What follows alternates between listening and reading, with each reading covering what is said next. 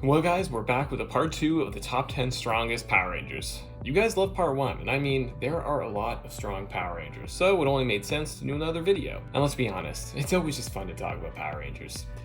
Hey everyone, what is up? Welcome to Top 10 Nerd. I'm your host David Raff, and today we are going to be talking about the top 10 strongest Power Rangers part 2. Now, if you enjoyed this video, hit that like button and remember to subscribe to Top 10 Nerd so you never miss one nerdy moment. Now, with all that being said, let's dive in. Number 10, Ryan Mitchell.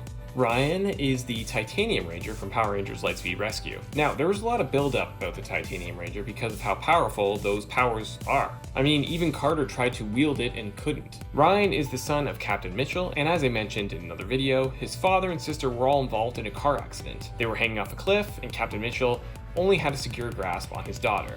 And just as Ryan was about to fall, Diabolico appeared and offered to save Ryan, but he would raise Ryan himself, and Captain Mitchell wouldn't see him again until he was about 20 years old. Of course, the captain agreed, and then Ryan grew up with Diabolico and was fed all of these lies about his father and how he abandoned him. And then he eventually broke into the Aqua Base and stole the Titanium Morpher, and his mission was to destroy the Power Rangers. And as is the case with a lot of evil Rangers, he became good in the end and joined the team.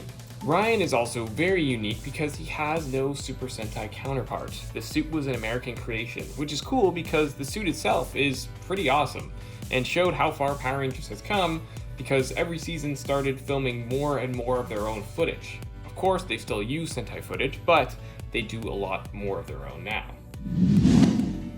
Number 9, Katie Walker.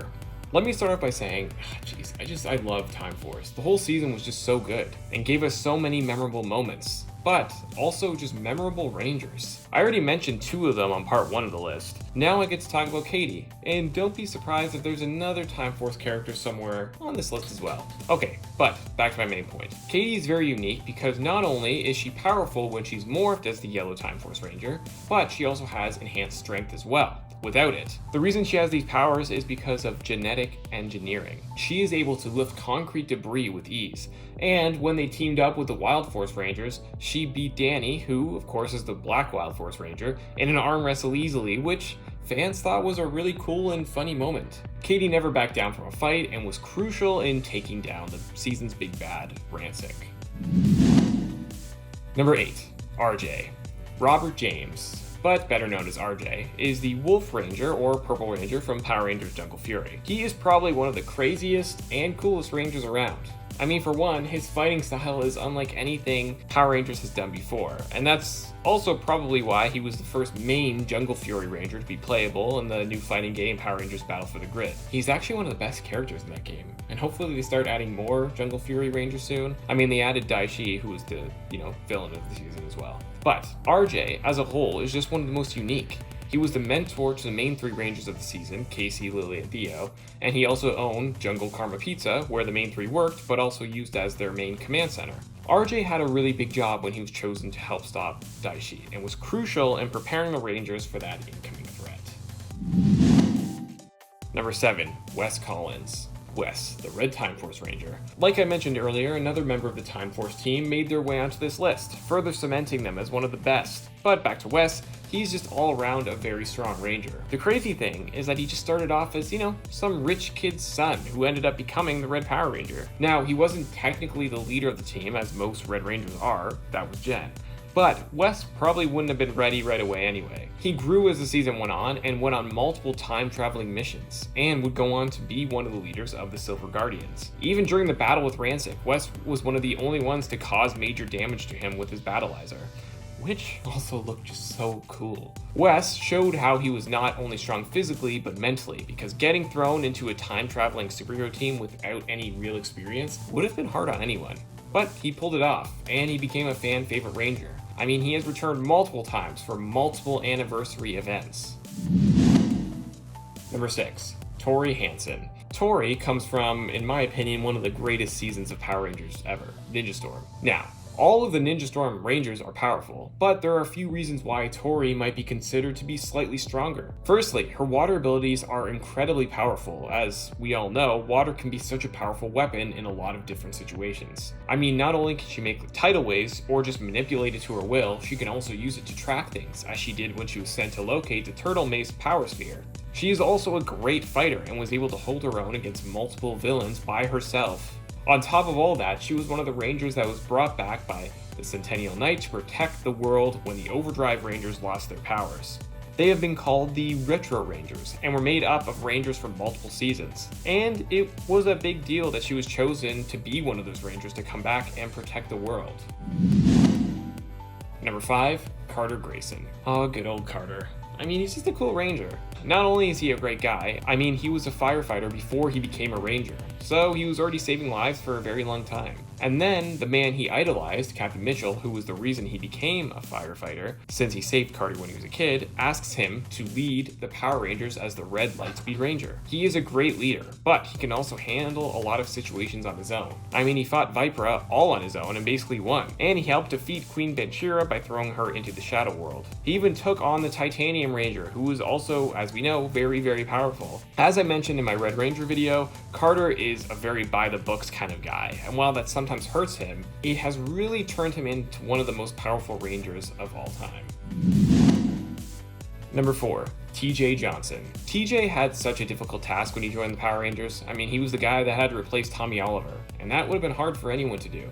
Luckily, TJ pulled it off and became not one, but 2 different Power Rangers, the Red Turbo Ranger and the Blue Space Ranger. TJ has shown time and time again why he is one of the strongest, not only in strength, but by his sheer force of will and his never give up mentality. I mean, when the power chamber was being destroyed, TJ made sure that he wouldn't leave Alpha behind, even though it was dangerous. Plus, going from Earth missions to missions across the galaxy was a massive leap that not everyone would have been able to take, but he did it. He was also a crucial part of 2 Ranger teams.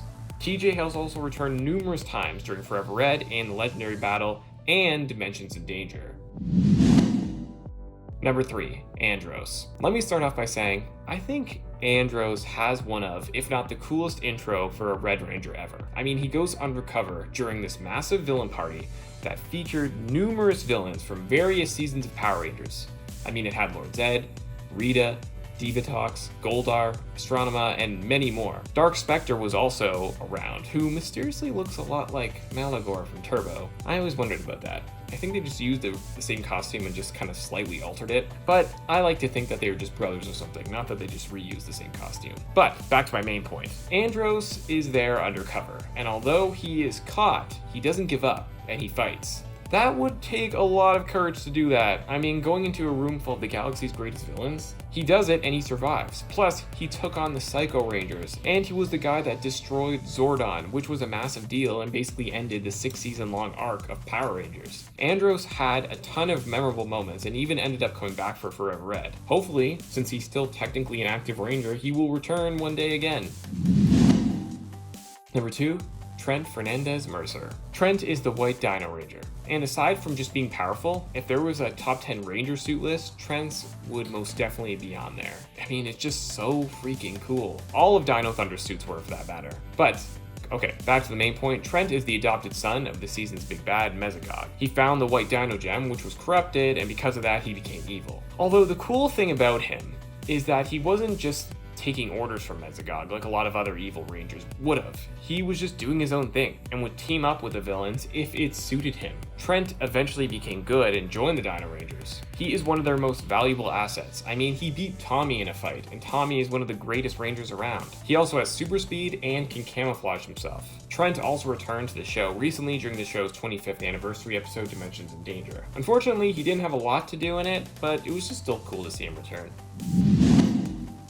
Number 1, the Psycho Rangers. I probably should have included them on the first list. That was my bad. I was trying to focus more on non-evil Rangers, but I did include Draken. So I mean, I kind of messed up there because Draken and Psycho Rangers both would have been on the first list. So that was my fault. The Psycho Rangers definitely deserve this spot and would have been near the top on the first list. I mean, they were my pick for the best evil Rangers ever on my other list. But okay, let's talk about them because they're just amazing. The Psycho Rangers made their first appearance during Power Rangers in Space and made a brief but very memorable return during Power Rangers Lost Galaxy. There are 6 of them overall: the red, pink, blue, black, yellow, and green, who was recently introduced in the comics and killed a lot of Rangers. They have amazing suits, and they were created by Astronema as the evil counterpart to the Space Rangers. Now, the Space Rangers did defeat them, but not easily, and to this day, they remain one of the scariest villains in Power Rangers history. I mean, the Pink Psycho Ranger was responsible for the death of the Pink Lost Galaxy Ranger Kendrix. Alright, there you have it guys, the top 10 strongest Power Rangers part 2. As always, if you enjoyed this video, hit that like button and remember to subscribe to Top 10 Nerds so you always know whenever we post a new nerdy video just like this one. I'm your host, David Raff, and thank you so much for watching.